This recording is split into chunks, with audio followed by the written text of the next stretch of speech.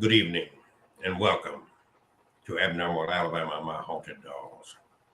If you think that we're abnormal, you're right. Here's my favorite face. Ooh, Oh. dude. Well, another Tuesday night and we're here. And as usual, normally, unless we have a special guest, and that's a rarity in our world because who the hell wants to talk with us? But it does happen occasionally. Some fool comes along, don't realize who we are.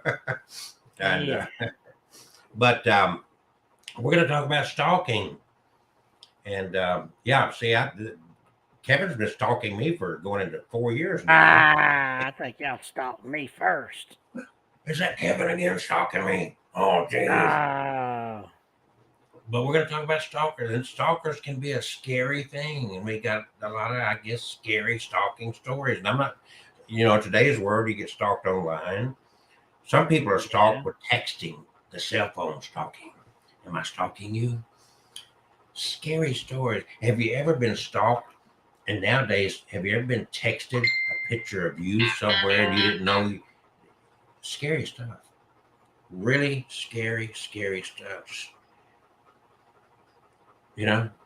Really scary. Scary. I need to charge my phone. Scary. Let's see here. I should go ahead and share these here thingamajigs. So he, meaning Kevin, is going to start off with his normal talking to the dolls. Yeah. See, Kevin kind of got confused when he was young because Kevin's a literalist.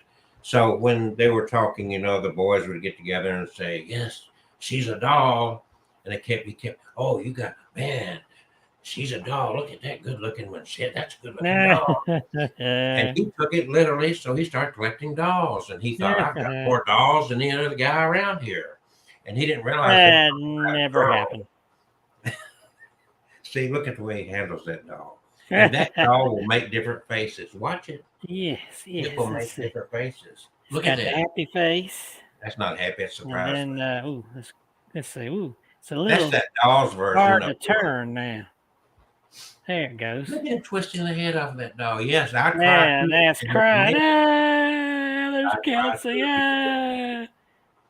And then it goes to sleep. Look at that. Kelsey done put it to sleep. Go to sleep. And back to a happy face. You're getting sleepy. And this is old. It's got a little porcelain looking up under her dress. Stop that. I'm showing off her little porcelain legs. Her man. No. I'm just showing the doll off. Yeah. Look here. She's got a honey. I didn't show off her honey. I was showing how her legs were made. This is a vintage doll. I don't know exactly how old, but I'm guessing maybe 50s or 60s or I don't know. You can't find out. Why don't we ask her? I don't know. We could ask her. The clothes are kind of old too, but they're still in good shape. I think we're gonna ask her.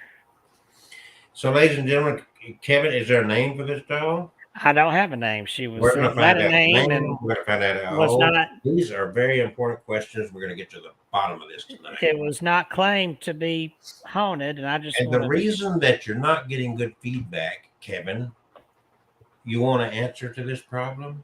What problem? Too much light in your room. Ghosts don't like light. You got to. What light? Ask Zach Bagan. Oh. You got to turn the light down. Invite the girls. Now. And then when I see something behind you there, I'll go.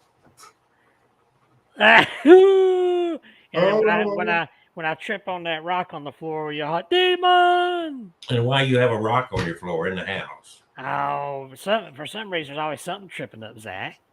I assume that he has a rock everywhere he goes.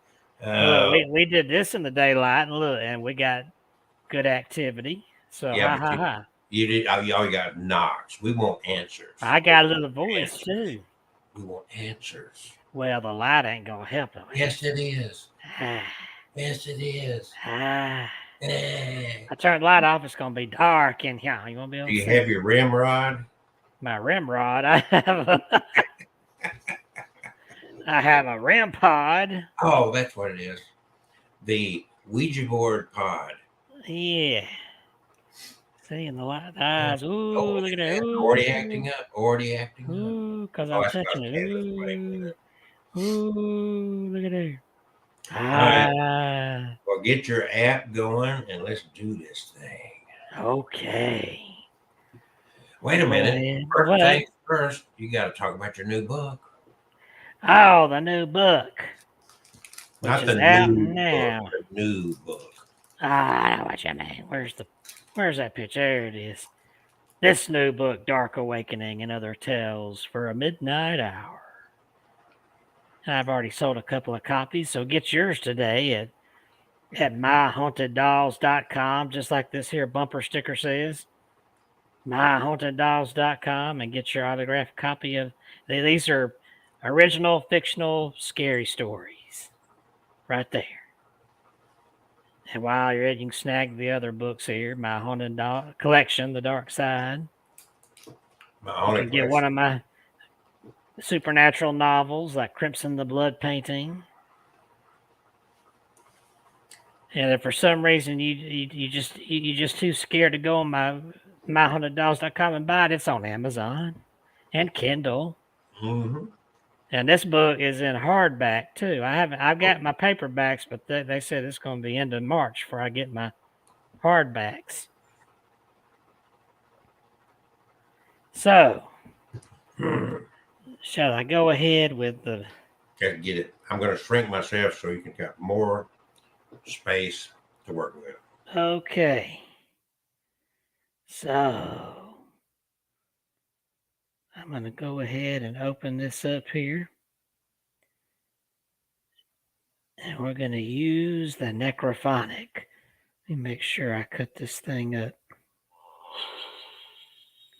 Necrophonic. Let's get this started.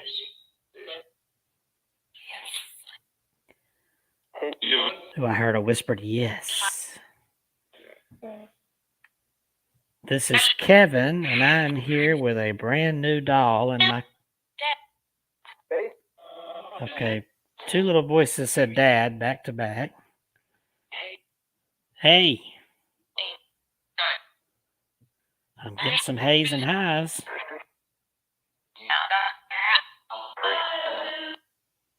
My name is Kevin, and I'm wondering, is there somebody with this little doll here on my table?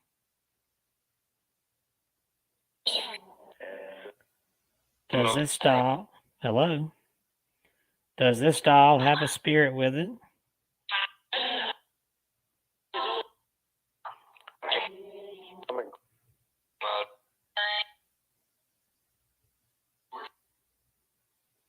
If there is, or any spirit that might be here, tell me your name. My name is Kevin. I heard a whispered Jacob.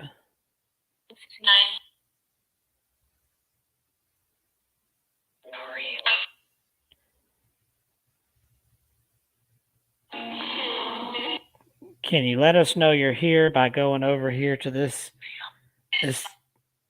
This looks like a skull, but it's not. It's just a toy. If you touch the metal part, it'll light up.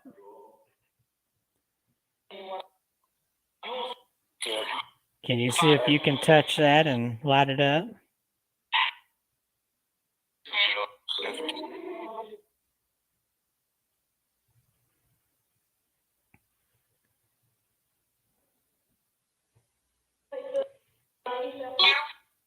Hi. I still hear a little child's voice. Is this your doll?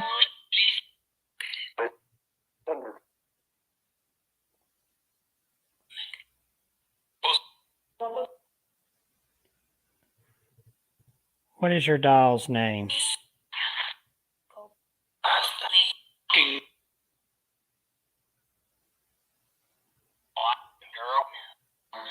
Yeah, it's a girl. What is the girl's name?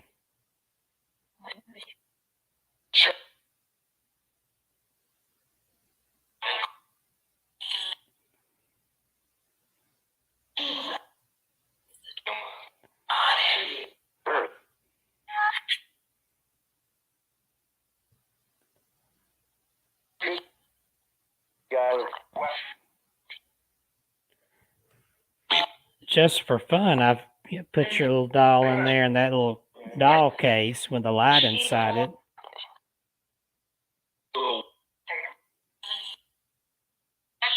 And of course, it's where you can come and go. But I think your doll looks awesome with that light on it at night. Do you like your case? Or your box, if you want to call it that?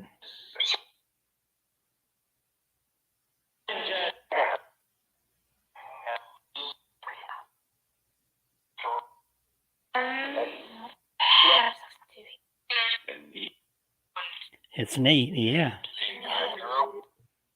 A very nice lady made that glass box. It's really nice. Got that light on top.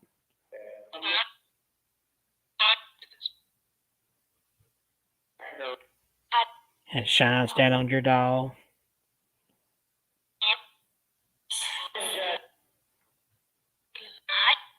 I should have brought that in here, but I was afraid I'd knock it over and break it.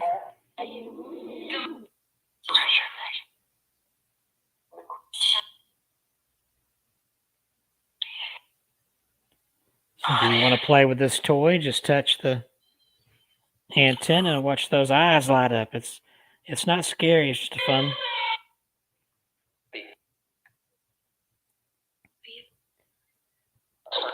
Don't be scared of it. It lights up and makes that funny noise.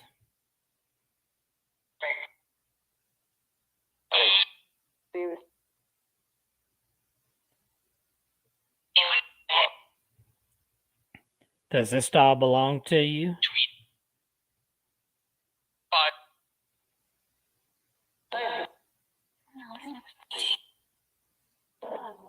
Is it one of my other dolls that belong to you?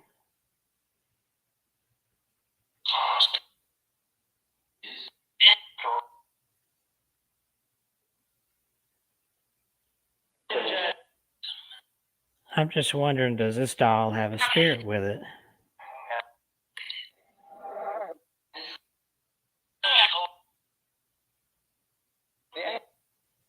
Yeah. How old is the spirit?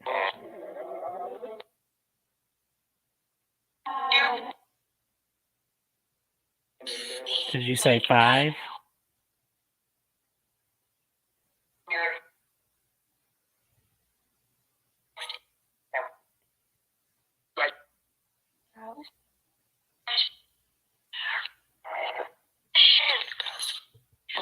Ghost.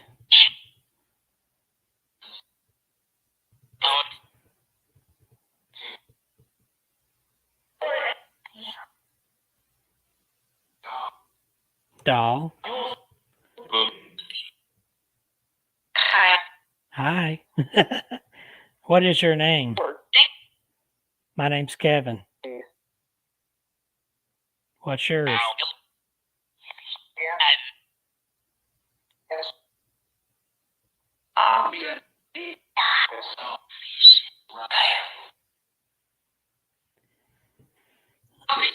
So where are you from?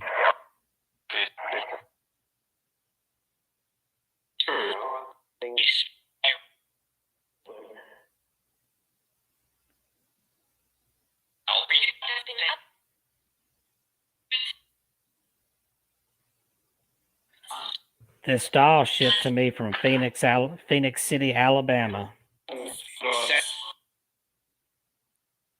Is that where you're from?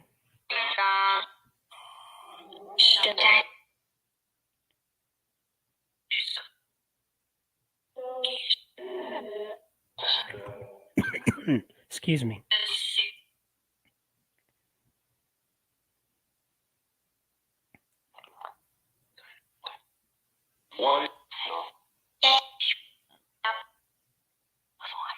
So she came from Phoenix, Alabama, Phoenix City, Alabama, from a nice seller. Do you know that seller? Or I should say previous owner. Nah.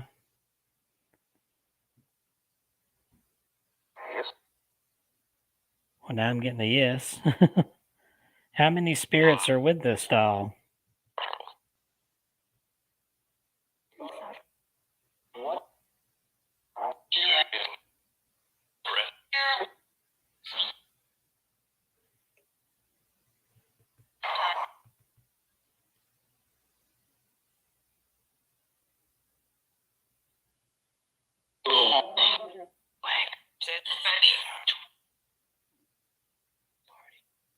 Party. I heard you say party. Are you looking for a party? School. A lot of different words coming through here. Did you go to school around here?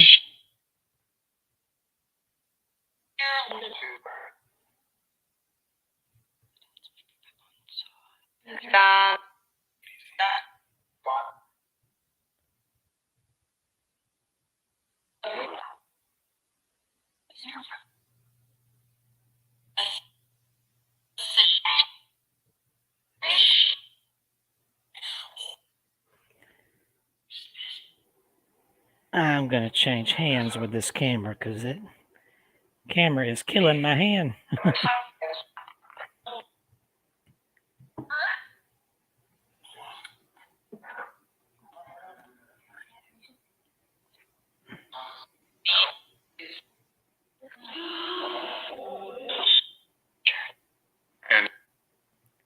Who does this doll belong to?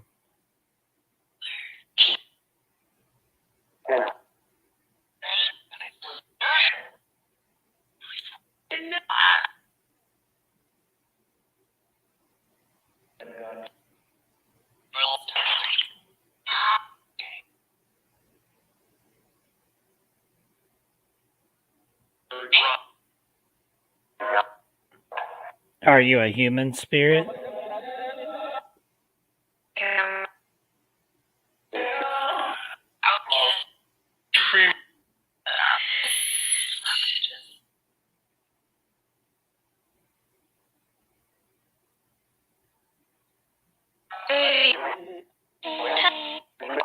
Are you a child?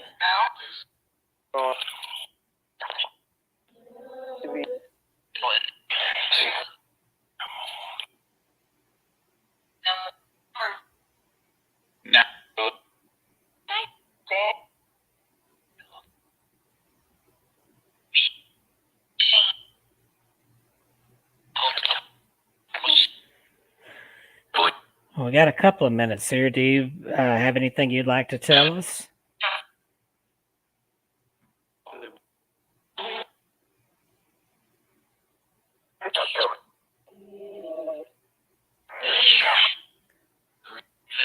I'd love to hear from you.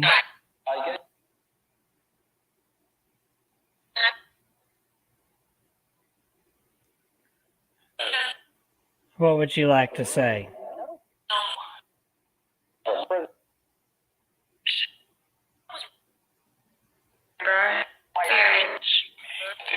Did you say burn and serious?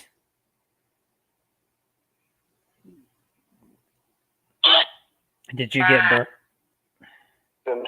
Did you get burned?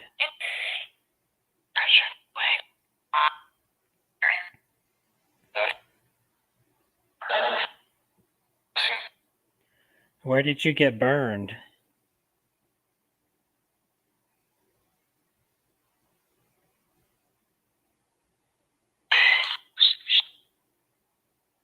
It's kind of going quiet now. Sorry if I brought up a sore subject. Are you happy now?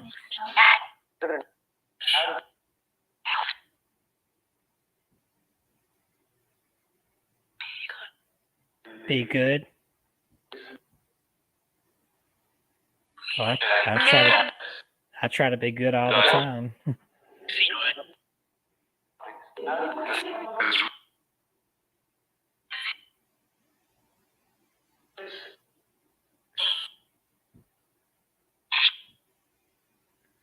So what would you like to tell us? Tell us about yourself.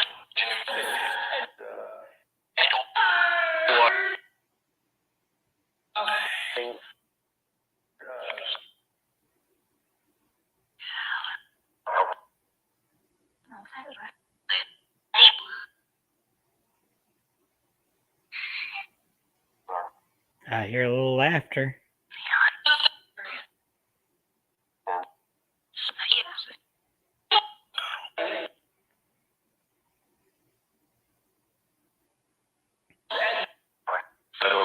Are you from Alabama?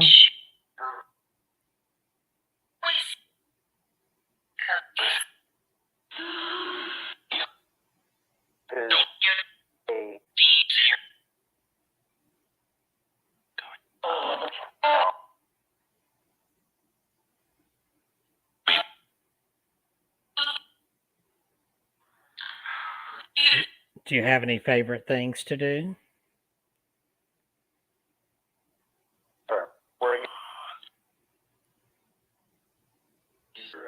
What's your favorite thing to do? Thought I heard pray in there. I heard a little kid laugh. Yep.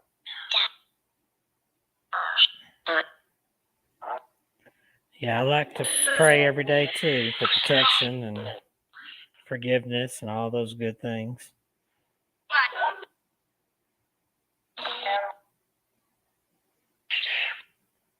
Can you see God where you are?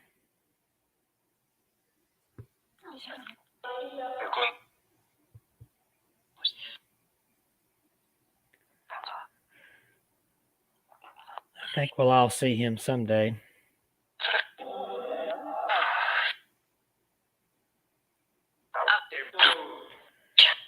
We're about to come to an end of our session. Is there anything you'd like to say?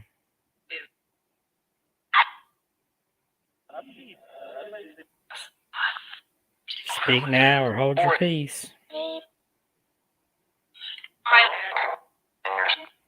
I've heard a little child's voice several times there,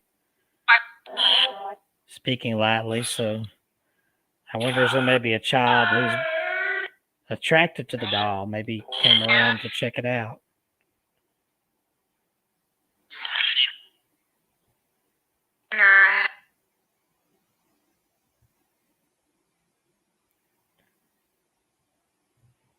Well, this has been the Necrophonic Spirit Box session, and we're about to wrap it up. Any last words you'd like to say?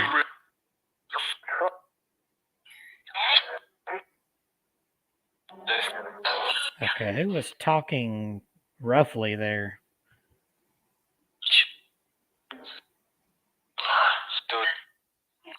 And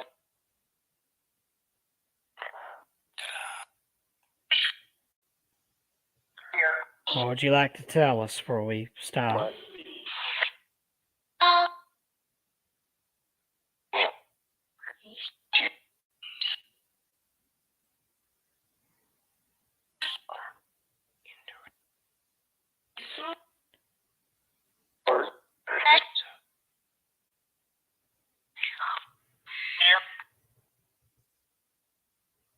All right, we're going to go ahead and bring this to a stop here. So for any spirits that don't belong here, you need to back off, go back to where you came from, and all spirits back away. I'm going to count down from 5, so go ahead and back away. Thank you. 5, 4, 3, 2, 1. Thank you. Goodbye. There we go. So I think there just might be a spirit or two there with that doll, or at least a couple of spirits out there who like it and decide to come check it out. Check it out. Yeah, check it out. Check it out. Check it out. Always Friends. something here to check out.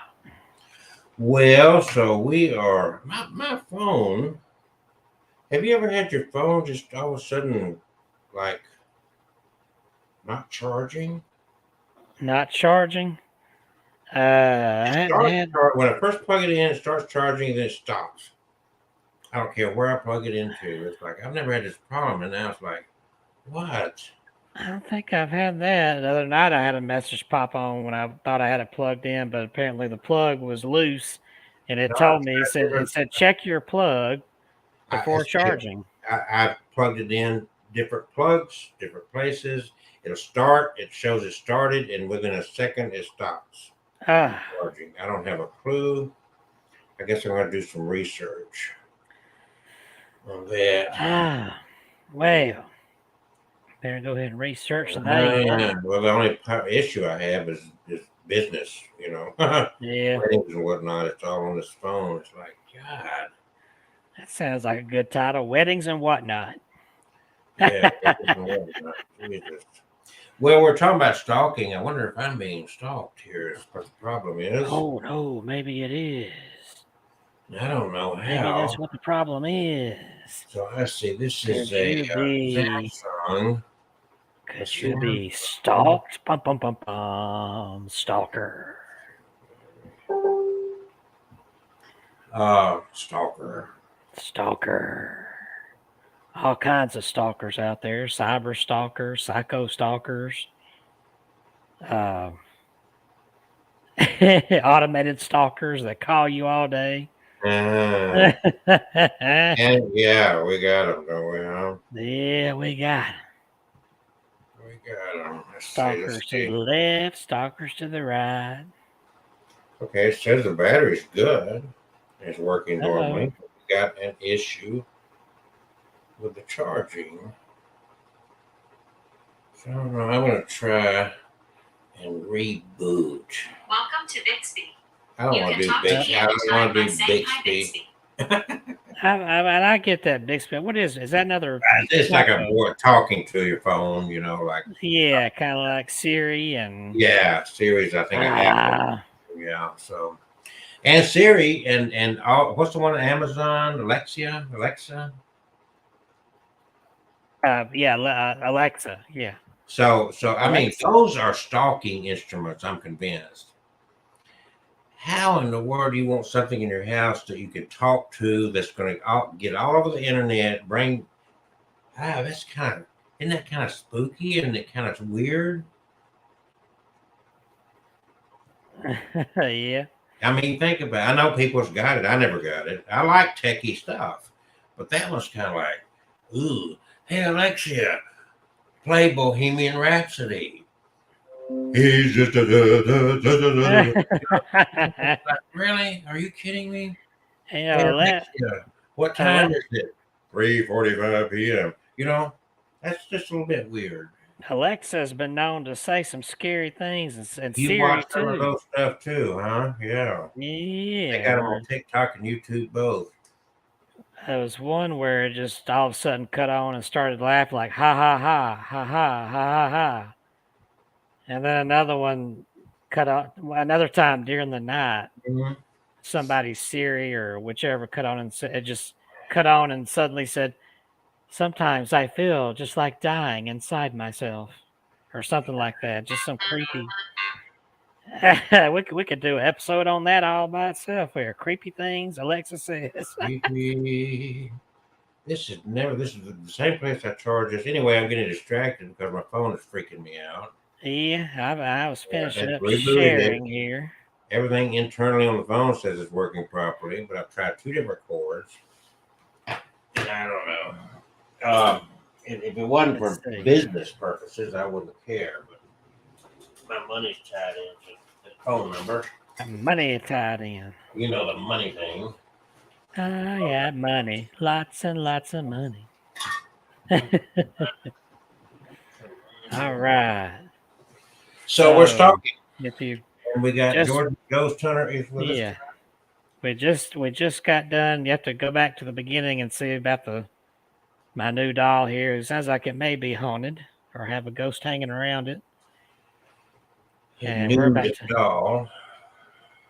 Yeah, Georgia the Ghost Hunter. Hi, Georgia. Georgia says, I've just stayed at Craignos Castle in South Wales. So that charge is not even indicating. I don't know if I've heard of that castle. This is just weird. And Kelsey's having problems with his phone there, so. This is not right. This is scaring me. Oh, well. I'll not be able to I'll have to go to AT&T tomorrow and say, help. No. I need somebody's help in any way. I do have a Cyber Stalker story already up here that about somebody's been Well, going why through don't this you for a run with while. that real quick? Okay.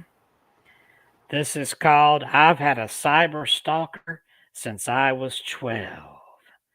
And let us throw up here a good Cyber Stalker scary photo there. There you go. Too bad that I know we had some music background, but too bad we don't have any that's creepy. Let's see here. Let's see, is this creepy here?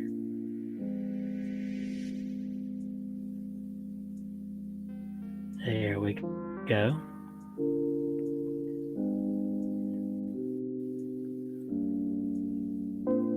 Ooh.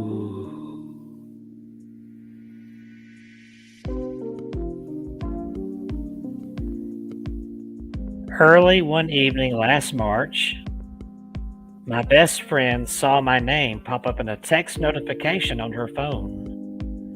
The message, which appeared to come from my Gmail account, read, "Felt a bit sad today about how I never made any friends at Emory during my time there. Not one. God, I'm a loser. All I've got is my hair, LOL." End quote. She called me as soon as she got home from work and asked, "Are you okay?" I answered, "What? Yeah, everything's fine." She told me about the text, but even as she spoke, we realized what had happened. "Ugh," I said, "it's Danny." My cyber stalker had struck again. This time with a spot-on impersonation of me and my neurosis. Danny, not his real name by the way, has stalked and harassed me online and off for almost 15 years, more than half my life at this point. He has used a variety of methods to do so: phone, text, email, Facebook, and other social media. Updating his tactics with every advance in technology. In the last 3 years, he has also sent dozens, possibly hundreds, of defamatory letters, emails, Facebook, and Twitter messages about me to my family, friends, employers, professional organizations, and political offices, including the State Attorney General of New York. I know because he sent me copies of the letters. By now, I was used to ignoring Danny's harassment and advising others to do the same. But this was different. More serious than what I had endured before. It looked like Danny had stolen my identity and was now posing as me to my friends online. Had he hacked my accounts? I was terrified of the havoc he could cause with my personal information suddenly at his disposal.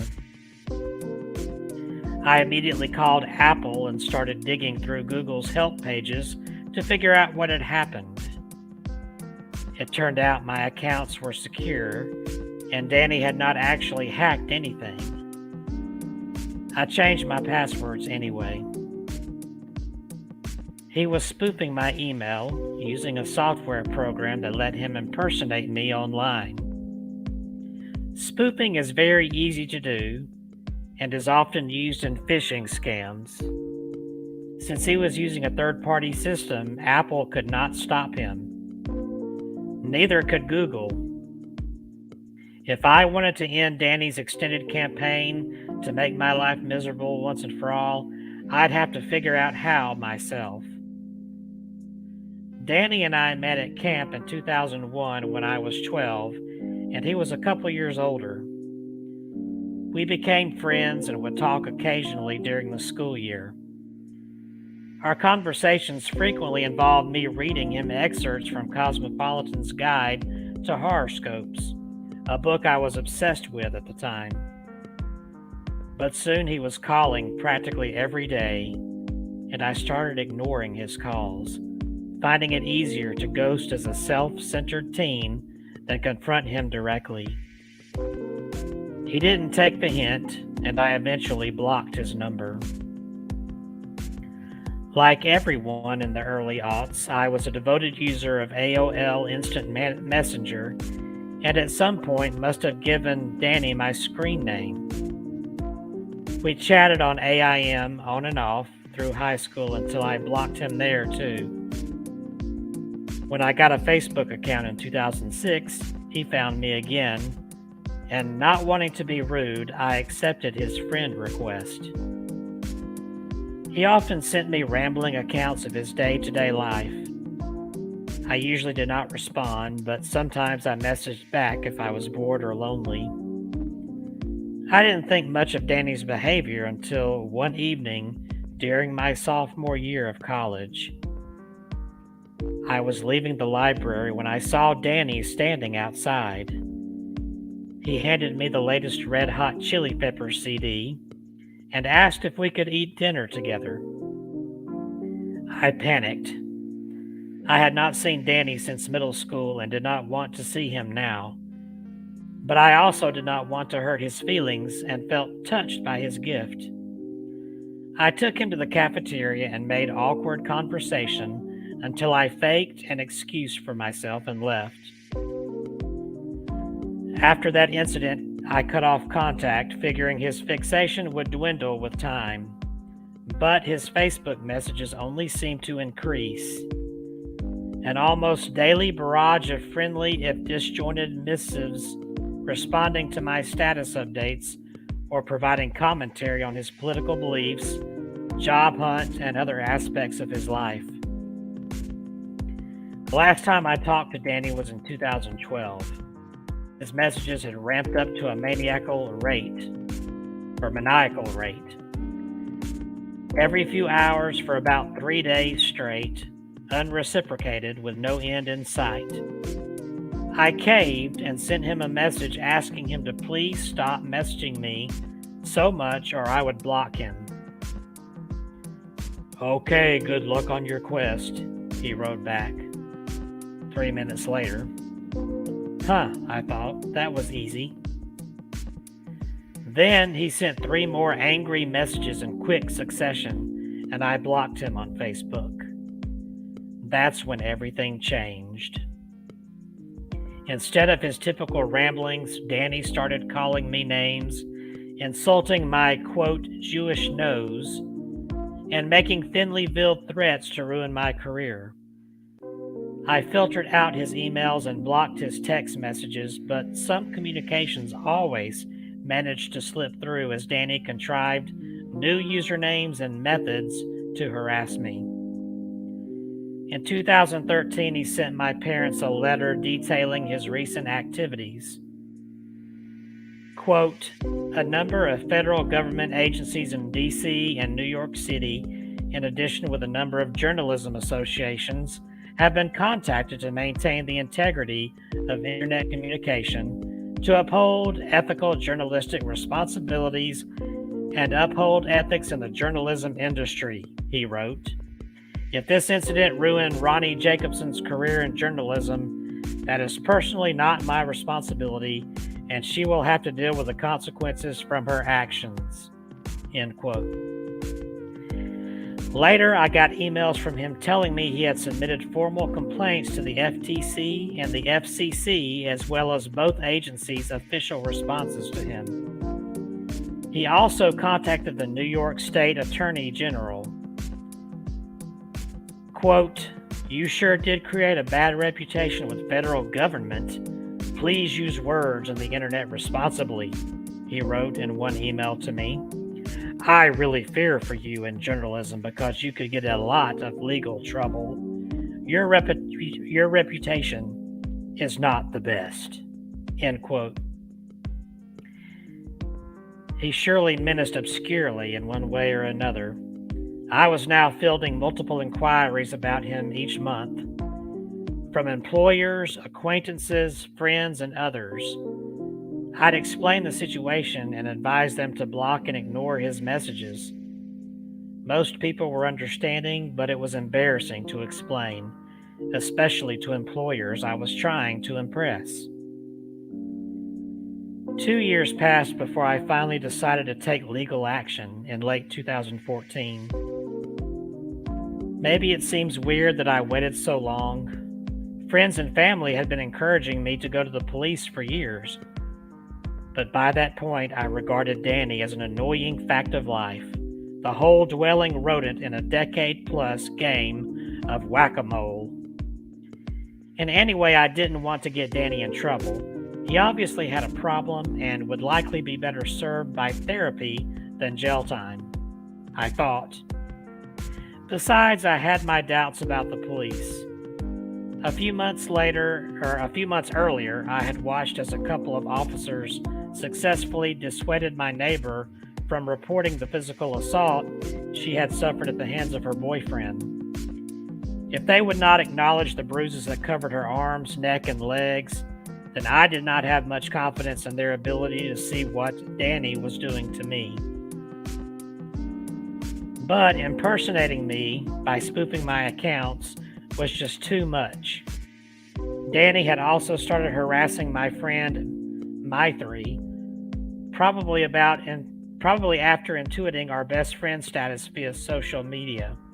He sent spoofed emails calling her ugly and a slut, while pretending to be me or one of our mutual friends. She got messages alerting her he was trying to hack into her Gmail and social media accounts. Someone, likely Danny, sent her an anonymous email using a service called Guerrilla Mail, with what was written, "Ronnie Jacobson is not your friend," in the subject line. The body of the email said, "Who do you think is harassing you on the net?" In another message to My3 that showed up as a text on her phone, apparently sent from my email address, he urged her to, quote, "put up more photos on Facebook, please. I'm bored," end quote. I had to find a way to end this before it escalated yet again. With Apple and Google unable to help, I started consulting the numerous guides for cyber stalking victims available online. I felt guilty for waiting so long, like I'd been lazy, and my friends had suffered because of my inaction. But as I read, I learned that my non-response had not been entirely off base. According to the online guides like those provided by advocacy groups working to halt abuse online and the Stalking Resource Center, after clearly telling the cyber stalker or harasser to stop, quote, "do not engage," is rule number 1. But if the cyber stalking escalates or persists, the next step is to report the crime to the relevant authorities. Who exactly are those authorities? Well, no one's entirely sure. Since Danny had used the U.S. Postal Service to harass me over state lines, I figured it was the feds. I filed a complaint with IC3, the FBI's Cybercrime Reporting Center. A few seconds later, after filing, I got an email reading, quote, "This is the only reply you will receive from the IC3. Because we receive thousands of complaints per week, we cannot reply to every complaint received or to every request for updates," end quote. In a somewhat ironic turn, a couple weeks later, Danny notified me via email that he had filed an IC3 report against me. Next up was the police. According to the Department of Justice Guide for Victims of Cyberstalking, which I ended up consulting frequently, a few days after filing with IC3, I gathered together physical copies of some of the letters Danny had sent, including to the New York Attorney General, and headed to my local precinct. I had done hours of research in preparation for this moment, and I felt confident as I walked into the building. "I'm being harassed," I announced to the cop at the window, and stalked, mostly online. Loud snickering from my left. "Is it him?" asked the cop in front of me, flicking his thumb at his colleague giggling in the corner. I narrowed my eyes at the second cop but did not say anything. I informed the officer at the window that I would like to file a police report and launched into a short version of the tale, including Danny's latest identity theft. The officer, who looked a little like Terrence Howard and seemed more understanding than his colleague in the corner, stopped me short. "None of what you described is a crime," he told me. I was blown away. "None of it?" I asked. "Over the past 3 years? What about stalking?" And I showed him the letters. "Had you ever been sexually intimate with this guy?" he asked. I must have looked offended because he quickly explained that he was only trying to help. "I'm just asking routine questions that will make it possible to file a report. There's just not a crime here," he said again. "Defamation? Identity fraud?" I tried. He told me no.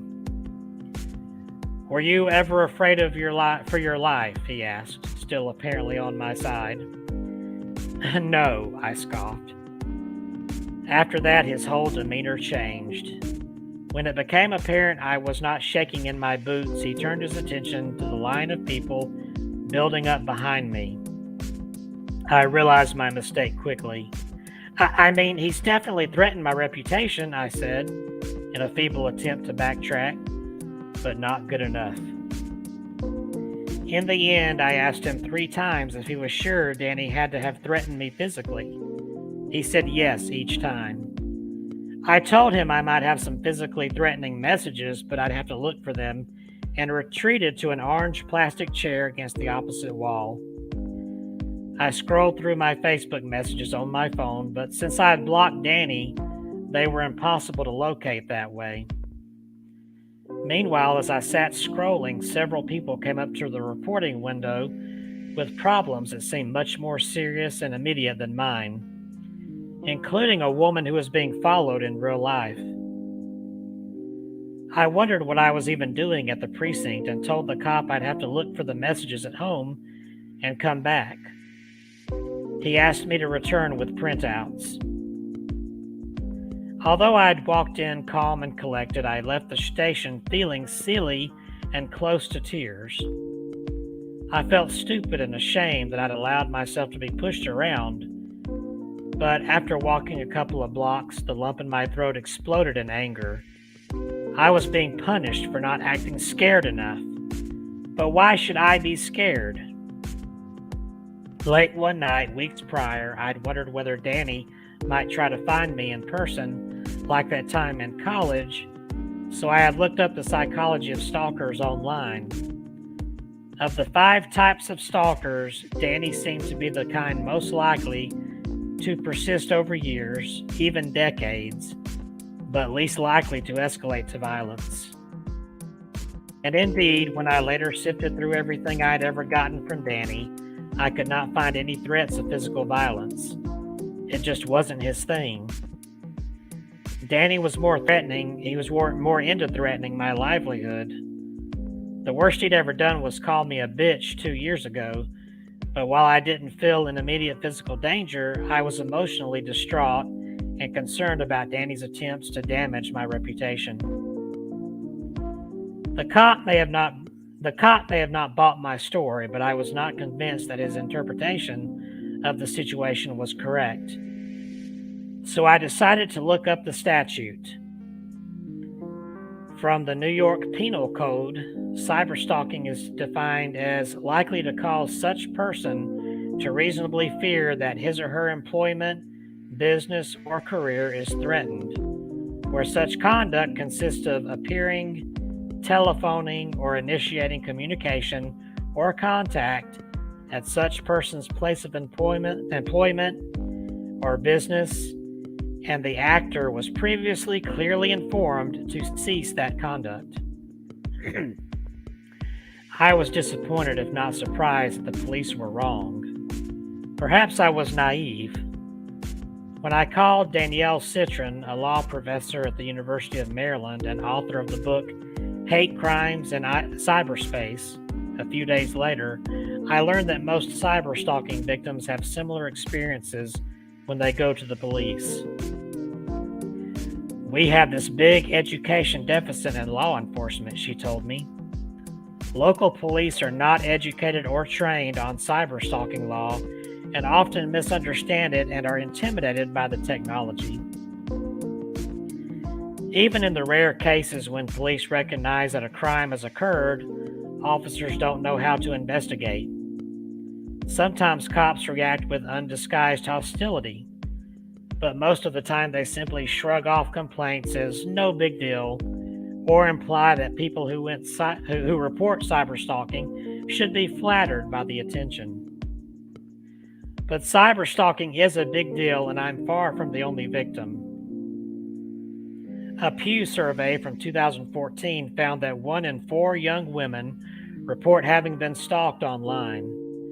Men can be victims of cyber stalking too, but the majority of victims are women who tend to experience particularly severe harassment online, according to the survey.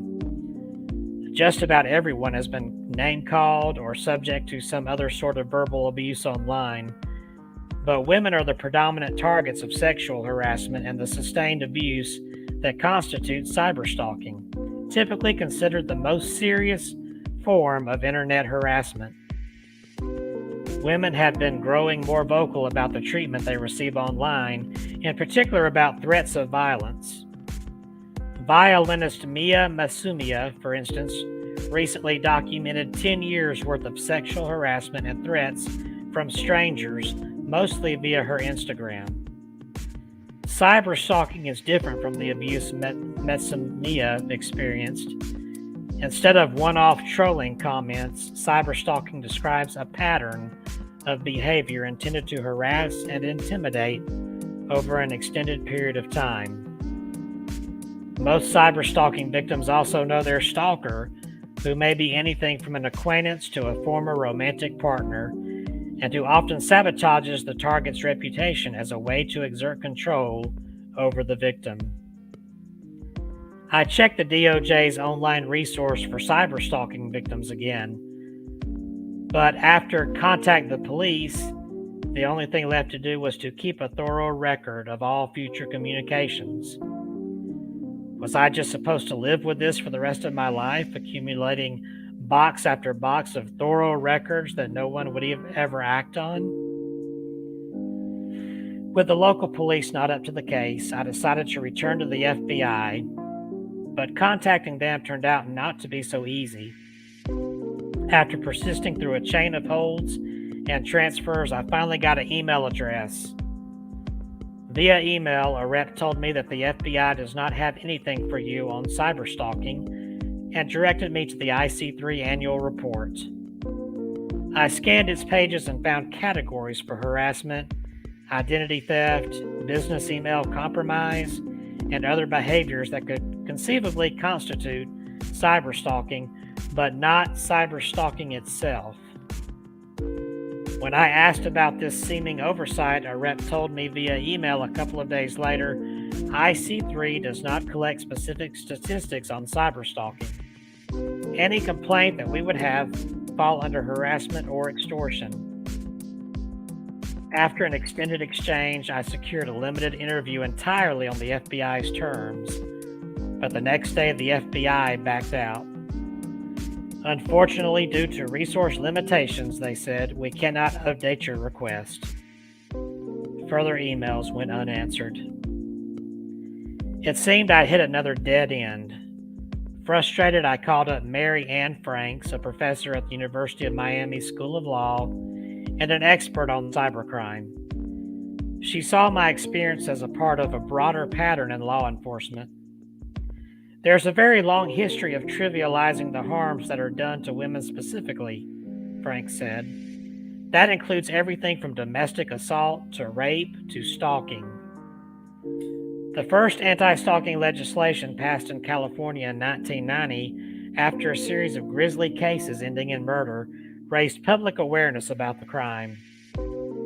Within 3 years, all 50 states had anti-stalking laws, and in the early 2000s, states began updating their laws to add cyber stalking.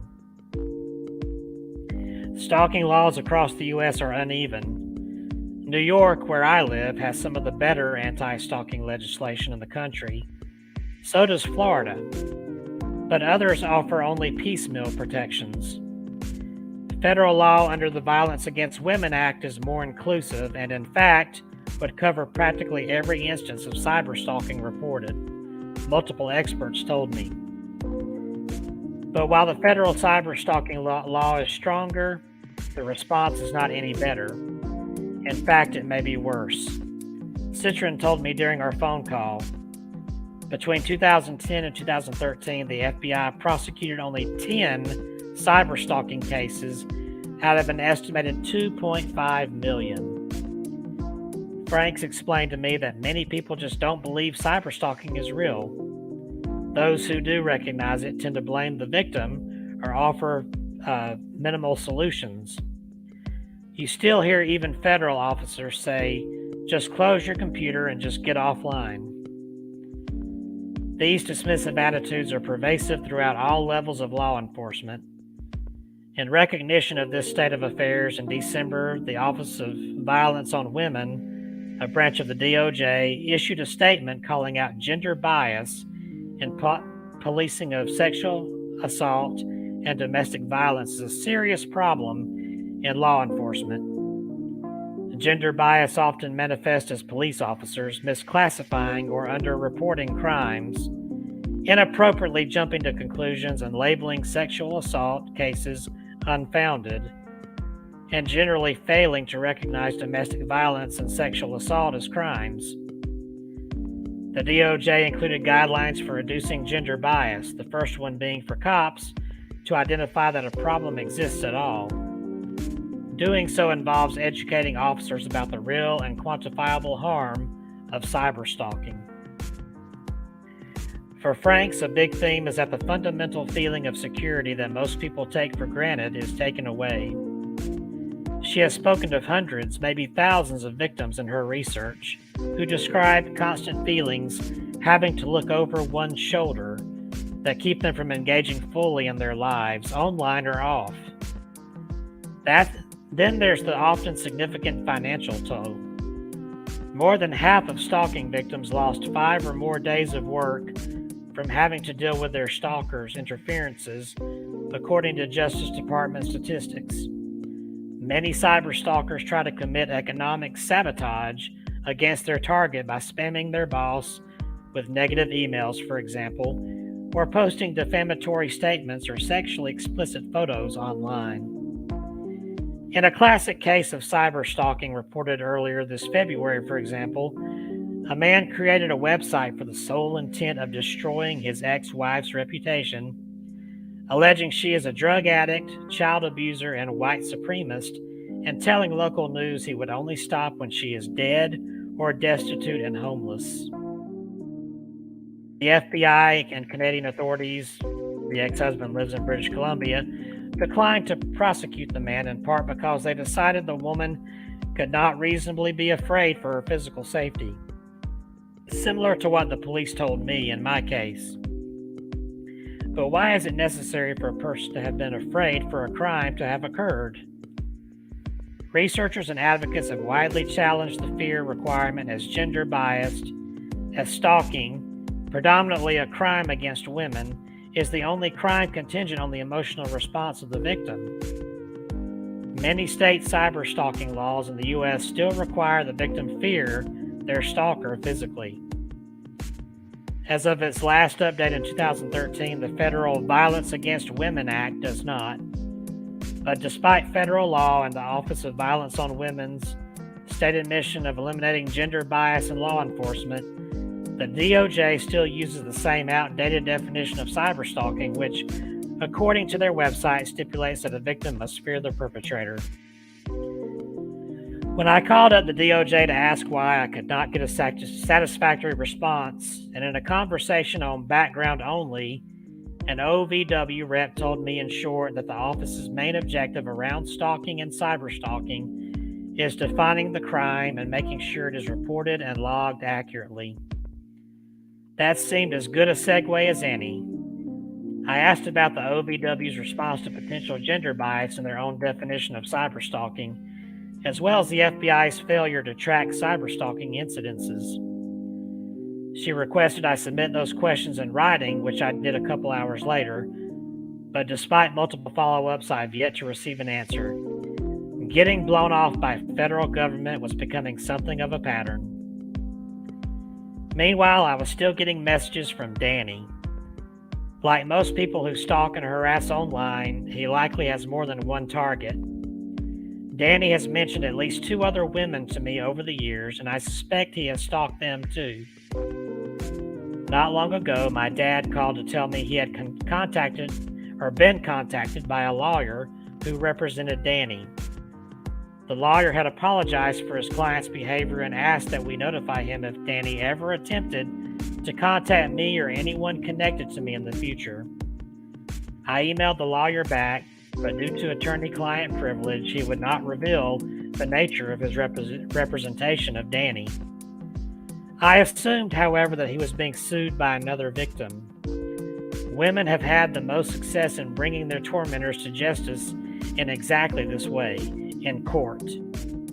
But in those cases, the threats have tended to be violent. This other victim might have seen a different, more physically threatening side of Danny, or maybe she will help extend cyber stalking case law into non-violent crimes too. Perhaps, no thanks to my own efforts with law enforcement, from local police up to the DOJ, my saga is finally approaching an end. But when will we recognize that fear should not be a prerequisite for justice? I was never physically afraid of Danny and never will be. That fact does not negate my experience or make his actions any less damaging. I don't need the law questioning whether I feel scared enough. I just need my voice to be heard. Ooh-wee.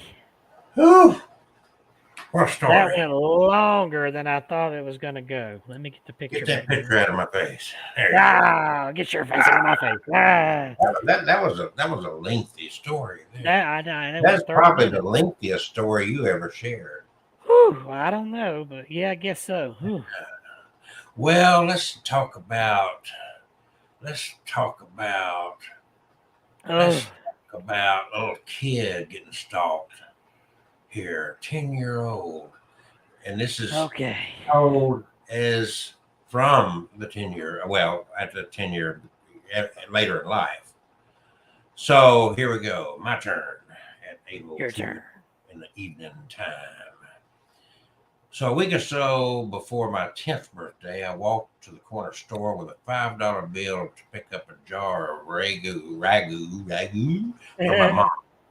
On my way home, a man I'd never seen before fell in step with me and began talking. "Hi," he said cheerfully. "My name is Dr. Ramsey. I'm a pediatrician. Do you know what a pediatrician is?" I walked along silently, not replying, and fervently hoping he would take that as a sign he should leave me alone. Subtleties were not his strong suit, though, because he kept right on chattering. "Are your parents looking for a pediatrician for you? Of course, you're almost a big girl now. You'll be needing another kind of doctor soon, won't you? That's okay, though. They can still bring you to me until then. What's your name? You have beautiful hair. I was just on my way to get some suckers for the candy jar in my office. Do you like suckers?" Thankfully, we were nearing my house, so I ran forward up the back steps and into through the kitchen door. I didn't know it then, but that was the beginning of a very long, very scary ordeal. It didn't take long after that for Dr. Ramsey to begin showing up. At first, he seemed benign enough, at least to a kid. He would drive by nearly every day, smiling and waving. I told my mom, who said maybe it was on his way home from work. But then the phone calls began. My dad called me into the living room and set me down. He asked about the day Dr. Ramsey followed me home, and I talked to him. And if I talked to him, he said I wasn't in any trouble, but that I needed to tell him the truth. I told him no, and he asked if I was sure. Could I have been forgetting something? I told him no again. And he frowned and then said, "Then how does he know your name?" I didn't know. It turns out that wasn't all he knew. He knew my sister's name too. Pretty soon, neither my sister or I were allowed to answer the phone. He called several times a day. At first, neither of us knew what he was saying. Then one night, one of my brothers told us that he was telling my parents that he was going to hurt me and later my sister.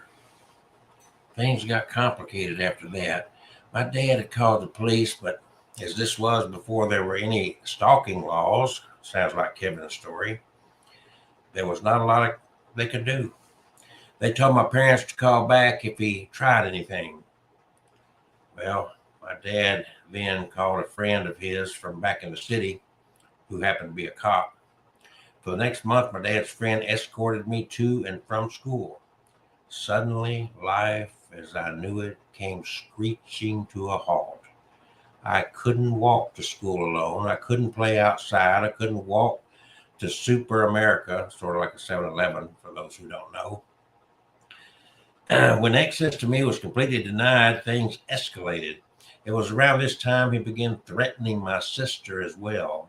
Then one afternoon, my sister, two of my brothers, my mom, and I were in the kitchen.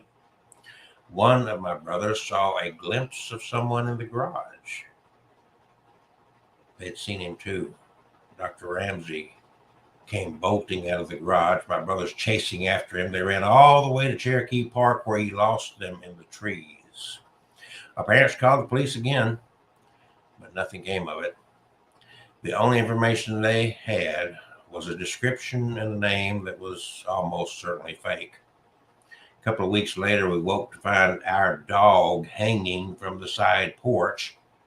She was a gorgeous saddleback German Shepherd, born the same day I was. We were devastated. The cops said there was no evidence it was him and ruled it accidental. But none of us believed that. His phone calls became more informative in the meantime. He would talk about who was home and who wasn't. If my brother would say my dad was home, he would tell me he was really in the house. He also would talk about the house itself, about the window in the kitchen could easily open with a knife from the outside, even when it was locked, and about the French doors that connected the living room to the side porch and how the lock could be finagled from the outside if you jiggled it just right. That night, my dad put in some carpenter nails at the bottom of the French doors until he could get a new lock ordered. My parents had to go to a company event for my dad's work. My older brothers were at Saints West roller skating rink. My sister was on the phone with her best friend. My little brother was on the floor asleep. I was watching Devo on the midnight special with Wolfman Jack. It was late. Suddenly, the top of the French door swung inward. And in the few milliseconds before the nails in the bottom caused them to snap back, I could see a silhouette. My sister whipped the phone at the television and we ran up the stairs. About halfway up, we realized our little brother was still asleep on the living room floor, and quietly as we could, we slipped back down the stairs to get him. We all went into our bedroom and didn't turn on the light. This way we could see outside. We watched out the window for a while, and when we didn't find him, we crept down the hall to our brother's room to look. We looked down and could see someone standing at the back door. He knocked loudly. "What do you want?" my sister asked out the window. He stepped back and said, "Is this the Mercy residence? I have a pizza for delivery. Can you come to the door?" She scoffed at him, declaring she was not stupid. She could see he didn't have a pizza. She was calling the cops. He left. A short while later, my brothers returned home. We told them what happened, and they walked around the yard watching for him. They came back in, and things settled down. By now, we'd pretty much given up calling the cops because it never helped. So we just went back in, each of us except my youngest brother, still asleep, carrying a knife from the kitchen just in case. Eventually, one of my brothers went into the kitchen to get a bowl of cereal as a snack.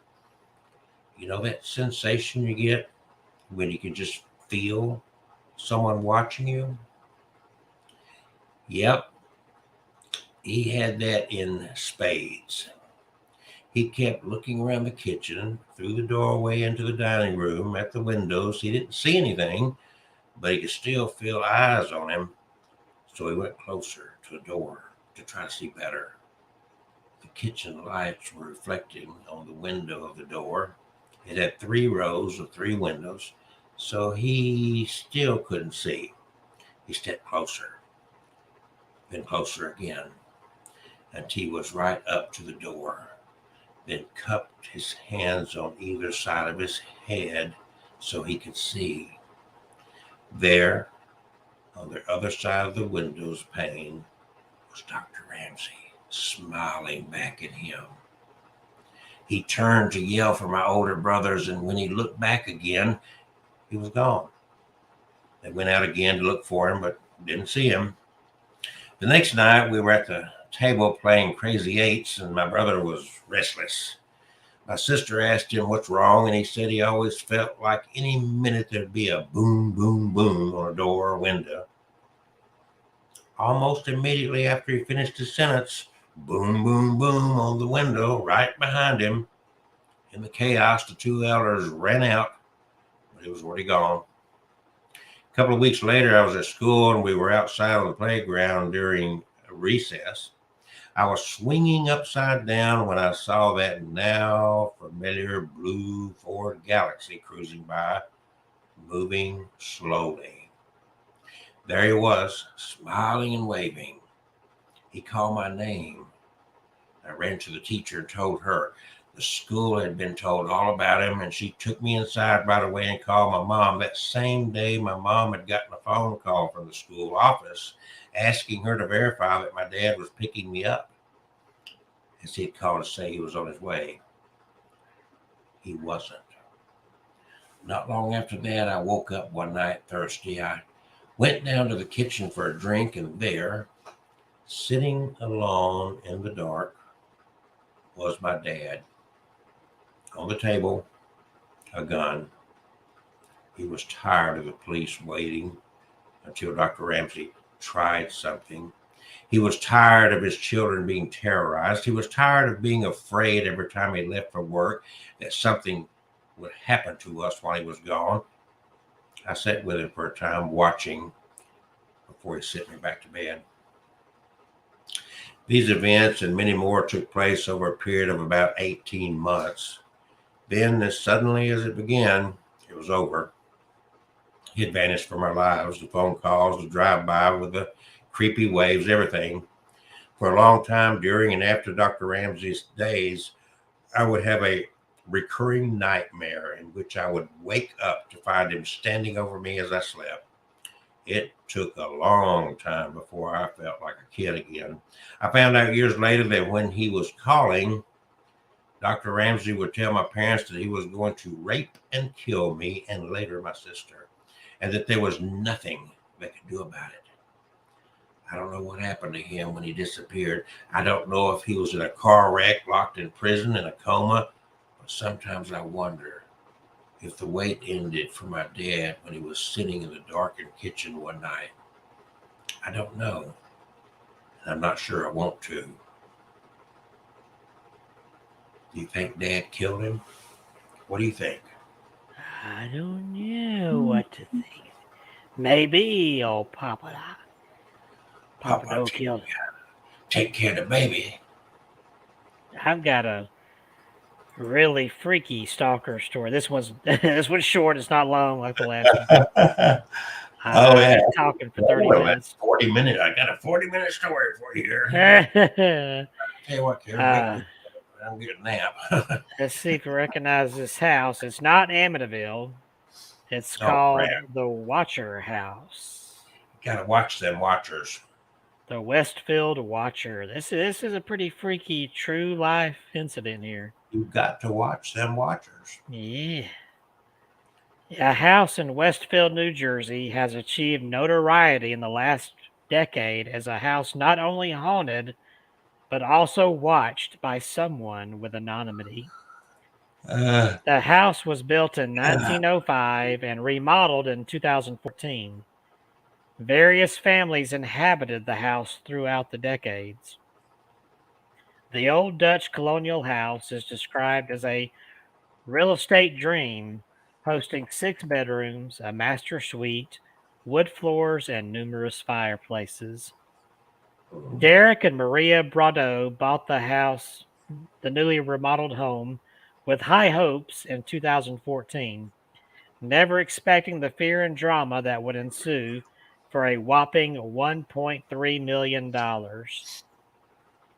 Shortly after the purchase, the family began to receive chilling letters in their mailbox by someone claiming to watch the house, as the house had been, quote, according to the stalker, quote, the subject of their family for decades, unquote, and that they were put in charge and watching and waiting for its second coming, as he put it.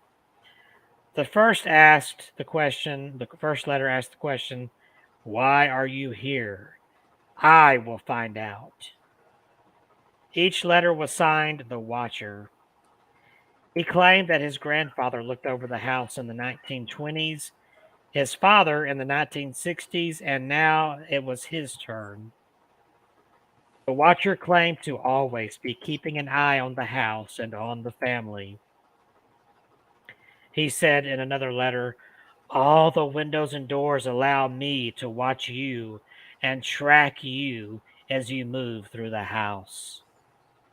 He made references to the children of the family and threatened them, saying, and now I watch and wait for the day when their young blood will be mine again.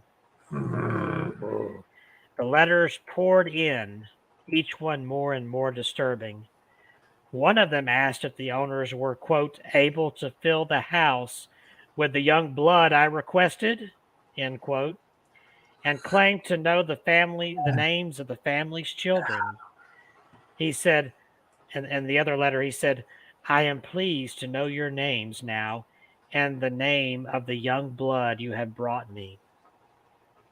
The Watcher claimed to one day call the children out by their names and lure them into the woods. He said, once I know their names, I will call to them and draw them to me. I asked the wood's prior owners to bring me young blood too. More than one letter insinuated that there was something to be found in the walls of the house. Have they found what's in the walls yet? He asked, and in time they will. The Watcher also asked the family, have you found all the secrets the house holds? The Mr. and Miss Broadus later filed a civil suit against the previous owner, the Woods family, claiming that they had also previously received a letter and knew about the stalker but failed to disclose this information when selling the home, causing them emotional distress. Unfortunately, the case was thrown out by a judge on October 18 of that year. To this day, the identity of the Watcher remains unknown. As of October 2017, the house once again went on the market. Oh. Very disturbing. Very disturbing. Stories are pretty, it's like, okay, here's another one. In the mid 80s, my mom was a cleaner in Australia. She would clean houses in suburban areas and would sometimes do houses in rural wine regions. We lived near both. She would leave business cards at the local shops and get most of her business that way, some through referrals and word of mouth. So one day she got a call from a lady who sounded like she was around 60, asking mom to clean her old farmhouse. She made a lot of odd demands, and mom would usually meet clients before taking on the business. In this case, the lady did not want to meet her and said she would leave the keys under the front doormat. Well, Mom agreed mainly because the lady was quite obviously wealthy and was offering to pay her substantially more than she would reasonably expect. Mom went to the house on a Monday morning and said she already felt unnerved by the long driveway. The house was essentially in the middle of a very, very large and empty property. She found the keys. She started cleaning. About an hour into the cleaning, she hears the back door shut. Mom was told no one would be at the house, so she immediately felt unsafe. She stood frozen in the kitchen for what she said felt like 3 to 4 minutes, although she said it could have been much longer. There was no other car on the property. She wanted to leave immediately, but had 2 rooms left to do. Both were bathrooms. She said as time passed and she heard nothing else, she decided that perhaps it was nothing, or perhaps something had fallen and it wasn't the door after all. She walked up the hallway and stepped into the bedroom. All over the bed were black and white photos. As she got closer, she realized the photos were all of her. Some were taken at a family home, and many others were taken at other houses that Mom would clean, some through windows or over fences. She used the house phone to call the police and immediately drove to the end of the driveway. The lady ended up being investigated, but continued to claim that it was a break-in. After some time, the police stopped with their searching, and we ended up moving to a new town 4 months later. Every time Mom tells me this story, I get serious chills. Absolutely a true story. And to this day, my mom thinks the lady had something to do with it. But why? For what purpose? That's it. That's it? Leave you hanging. Oh. Well, I've got a crazy ex story here. Throw up another creepy picture here. This is the ex-boyfriend from hell. Oh God, not one of them. No. This is from the Redditor story from a young lady. It says, I had a high school boyfriend. I split up with him. I was a senior and he was a junior. He was already controlling, judgmental, and abusive. I was moving on to college at the local university, and he went effing crazy. Lost his damn mind. He began by threatening messages, about 200 a day, phone calls, showing up during my classes, showing up at my house, broke into my car and sat in the back seat. My best friend and I had gone to the movies and came out.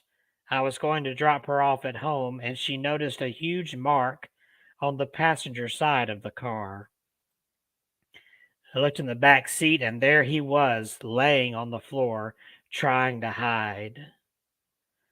I bought a new car with new plates. He broke into my dorm room. I then left the dorms because I felt unsafe and moved into an apartment not far from the college campus with 2 female roommates. He found out where I was living and broke in there too while I was in the shower. I told him to get the F out, and he came after me with a knife. I had to call the cops and lock myself in the bathroom. He was gone by the time the cops showed up. I was dating a newer guy who was an absolute gentleman, and I warned him about the ex-boyfriend.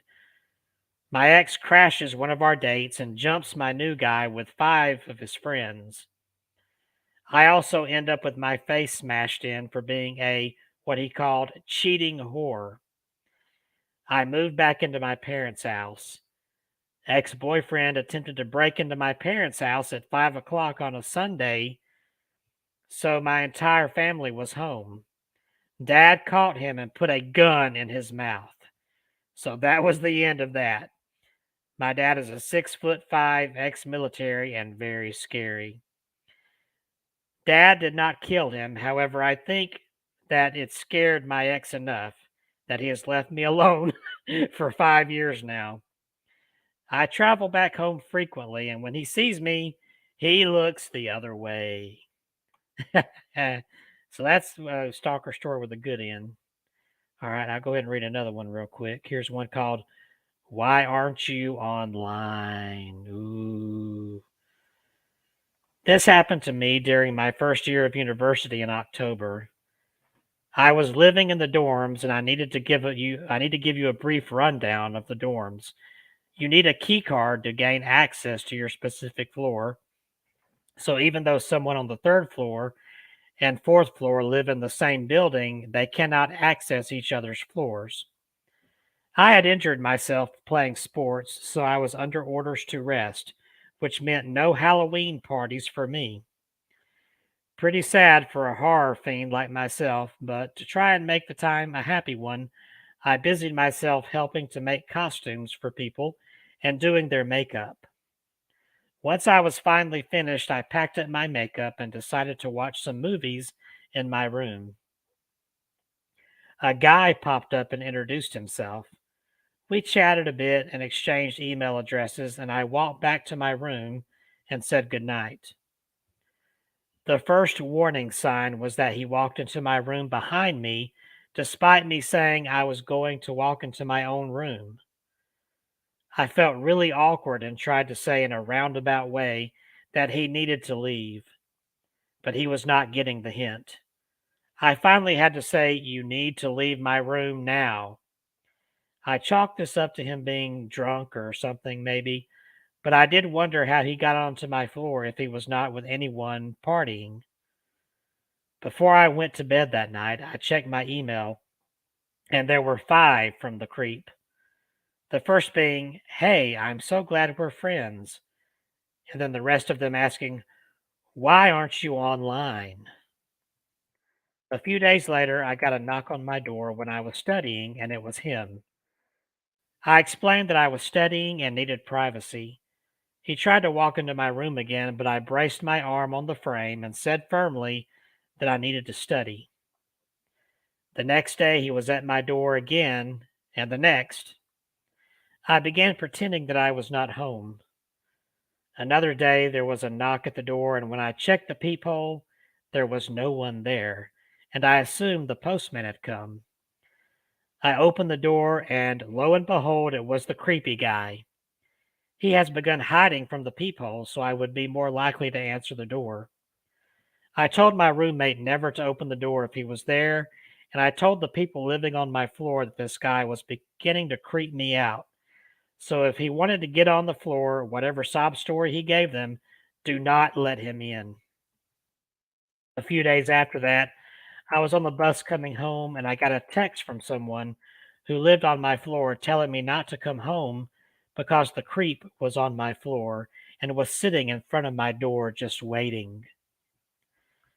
I went to a friend's house and spent the night, and when I got home, I was told he waited 4 hours before leaving. At this point, I was getting freaked out. A few days after that, he began waiting outside the building, and if I left, he would follow me wherever I went. I was too spineless to tell him to go away, and I tried to be more passive about it. I never spoke and never gave any indication I was paying attention, but he followed me to class, the cafeteria, and always tried to follow me home and get access to the floor. I went to the resident advisor and told her what happened. She spoke to the RA for his floor and was told the creep had been telling his own RA that we were best friends and dating. My RA tried to explain that I was uncomfortable, but the other RA believed him, and that was that. Thankfully, one thing did deter him. He would never approach me if I was with a group of people, so my floor mates banded together.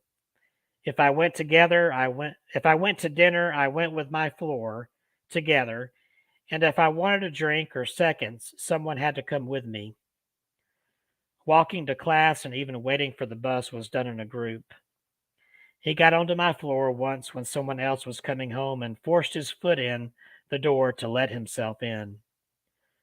I was hidden in another room, and when he left my door to go and sit in the television lounge to wait for me, I went downstairs and ran around to the other side of the building and got into my room before he noticed. Then the phone calls began. I never gave him my number, but he somehow obtained my mobile and room phone, and at first it would be 1 to 2 calls a day until I told him I wanted him to leave me alone. Then the calls began coming in every hour with him begging and pleading for me to talk to him. Without caller ID, I needed to answer the phone because of school and my part time job. At this point, it was November and I was a wreck. I was tired of having to plan out doing simple things like going for food and walking to a bus stop. Stress was not helping me recover from my injury, and I was losing weight and just looked sickly. I went back to the RA and begged her to help me. She went to the head of dorms and explained everything that happened. I explained how far this had gone, and my roommate told them that he had followed her a few times, demanding that she tell him where I was. I felt awful. She never told me this because she was afraid of upsetting me further, and I felt like I was an a-hole for putting her through this garbage. I don't know what went on behind closed doors, from what I guess. He was told to leave me alone and any further contact would result in him being kicked out of the dorms. There was one email he sent where he went insane on me, telling me how awful I was. How could I do this to him? We were so happy together. Surely I was cheating on him with other men. After that, nothing. At first, when I'd see him around campus, I would run to the women's toilets to hide. I'd see him around town or on campus, and he'd always just stare at me. He never tried to approach me, never tried to get my attention, just stared. I used to walk by and try to pretend I did not notice him staring, and I'd try and act like my heart was not pounding. Whew. All right. I wonder All does. left. All right, all left. Yeah, we're telling. Alt, left, right, insert. We are telling some stories tonight, folks. Ooh. Some creepy stories, but you know what? Why? Some urban legends could come to life. Ooh. This happened a couple of months ago. It's a short story, by the way. It feels hollow to put a catchy title on what happened to me because it freaked me the heck out for a while, but I think it fits in this tonight. So I was driving home from work about 2 a.m. I'm a nurse. I live in a small city. The roads were totally deserted. It was a freezing night. I don't live that far from work, maybe a couple of miles, but I'm driving down a residential street around the corner from my house, and I see a man laying face down in the street. Well, remember, I'm a nurse, so my first thought was, great, gotta help this guy up. I was coming off a long shift, and falls happen all the time, and as I slowed down the car, I suddenly realized what an idiot move that was. I'm a 100-pound woman, and I don't carry any weapons. I thought I should do something to help the guy, so I called 911 as I drove past him and slowed to a stop at the end of the block. While I was stopped at the light, I explained to the dispatcher that there was a man in the road who might need assistance. And all of a sudden, I hear a loud bang, bang from the driver's side window. I screamed and looked over. A man was pounding on my window and jiggling the handle of my locked car. I looked in the rearview mirror and I saw that there was no man laying in the street. Still on the phone with 911, I screamed, I'm so scared, to the dispatcher and floored it through the red light. I quickly told him what had happened, and even though I was right by my house, he told me to keep driving. So after a few minutes, I calmed down and he told me to loop back around, and I pulled over down the road from my house and stayed in the car. I didn't see the man anywhere, so I got off the phone with the dispatcher. He told me he was sending a police car to cruise the area. As I gathered up my things, I do a final scan of the area, and I see the man. He's walking with two other men. So I hunched way down in my car until they were far down the road, then bolted into a house. I don't know if he had ill intent, but it freaks me the hell out that he wasn't alone. Always lock your car doors and carry mace. You never know. Ooh, mace. You can get yourself in huge trouble. Ooh. Huge trouble. Well, I got one here, a little short one about some crazy neighbors. Crazy. When I first moved into a new place in a new town, I left home one evening and accidentally left my garage door open. Texted husband to tell him so he could go home and close it. He gets there and tells me it's not open. Huh, that's strange, but okay.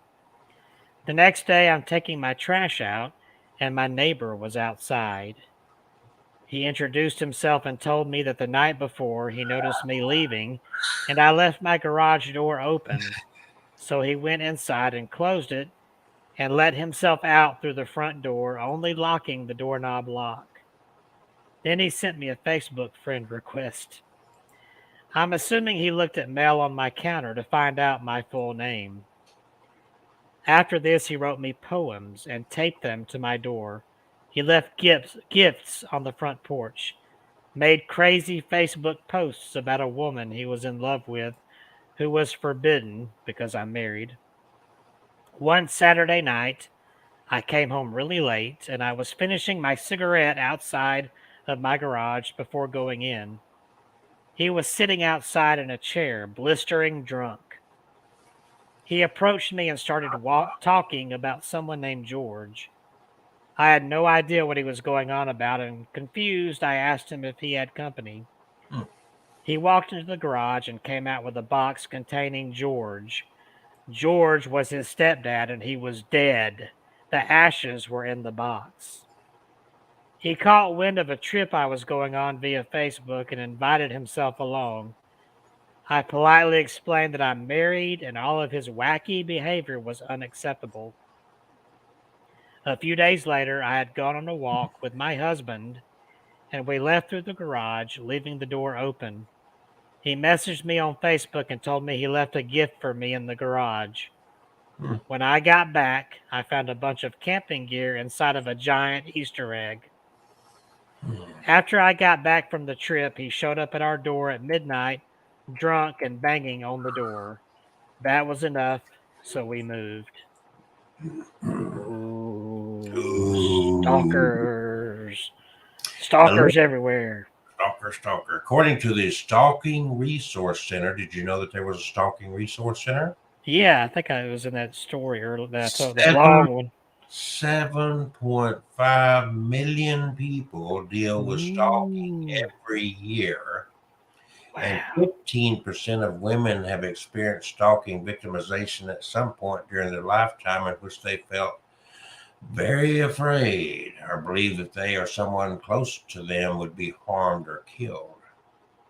So if you or someone you know needs help, please check out the Stalking Resource Center. And if you need immediate assistance, the Victim Connect helpline provides information and referrals for victims of all crime and can be reached at 855-484-2846.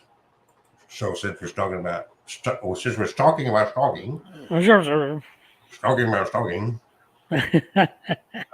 there's some good resources there if you have indeed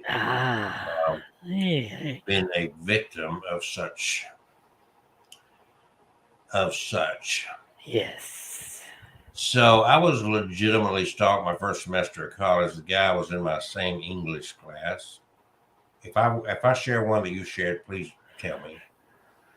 The guy was in my English class. Second or third week, we talked a little after class and found out that we lived in different dorms, but in the same complex.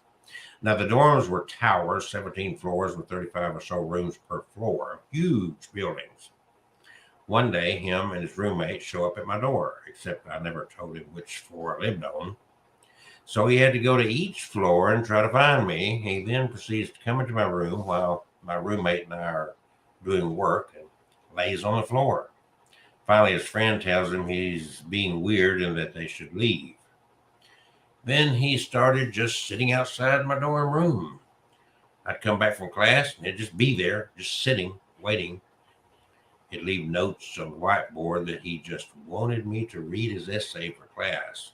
He just wanted to talk to me. Why wouldn't I give him a chance? Maybe because you're weird. And then he started sending me creepy song lyrics over MySpace about how he was going to burn down the dorm to get me to leave my room. I printed those up and got my English teacher involved, a lovely grad student who luckily was my woman's advocate. She got her supervisor involved. My teacher started walking with me to the next class, all the way on the other side of this very large campus. He followed us the whole way, even when we made detours to the bathroom or to get coffee. Finally, the teacher had us write a ode to our favorite study spot. Kind of weird, but whatever. We wrote about sitting outside my door, how he felt powerful when he wrote about sitting outside my door, how he felt powerful when he knew I was trapped inside, and even put my room number and other identifiable stuff in it. That ended up getting turned over to the university. In addition to the song lyrics, there was a whole hearing with myself, my roommate, and some others having to give statements. Unfortunately, they never told me what happened, but he wasn't at school the next semester. The next year, his roommate happened to be in one of my classes. Very first day, he comes to me and says that there's no hard feelings for what you did to my friend. None. No hard feelings. No hard feelings. Was that it? Ooh. No hard feelings. Do you have hard feelings?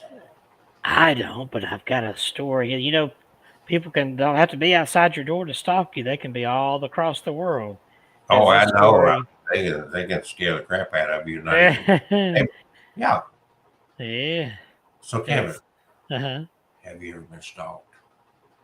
Personally, I have not been stalked that I'm aware of. Well, here's the thing. Now that you are an international well-known author and collector of haunted dolls, beware. Well, your fame alone could create problems. That's why I normally like to pack.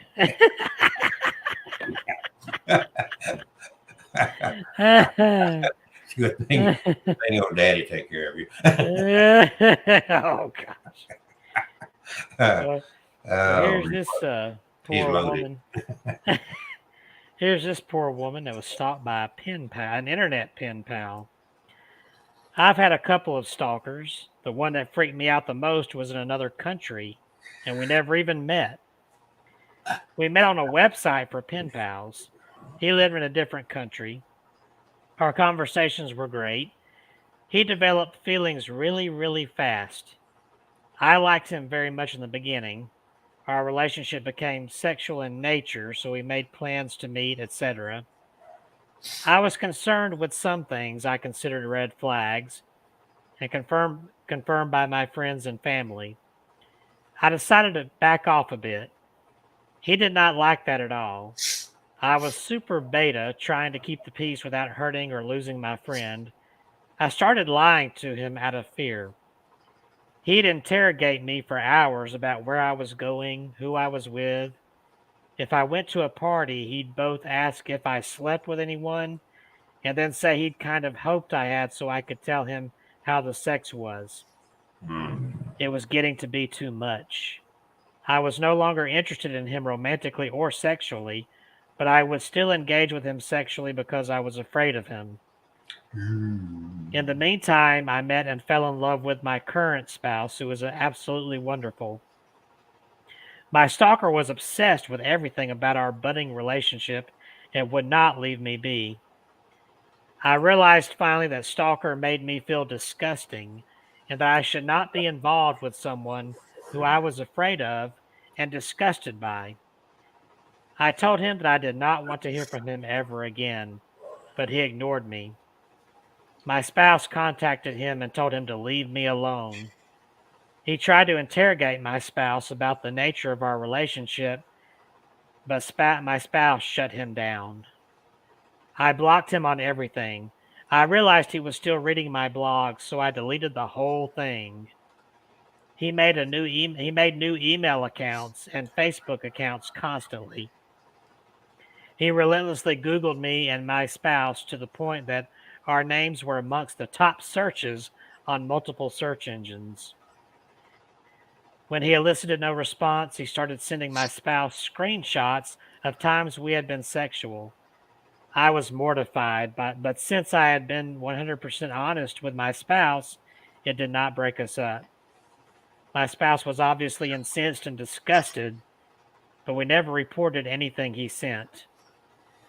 To my knowledge, he still creeps on us, but after that, everything mostly stopped.